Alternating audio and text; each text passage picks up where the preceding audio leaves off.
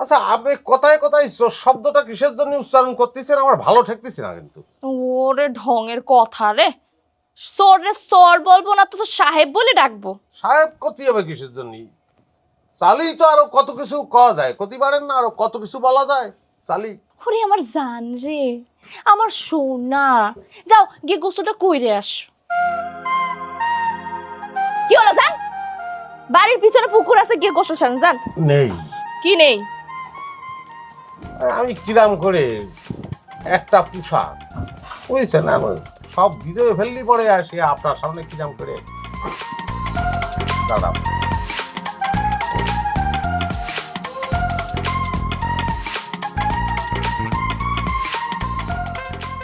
এই যে গোসল করে শাড়িটা পরবেন।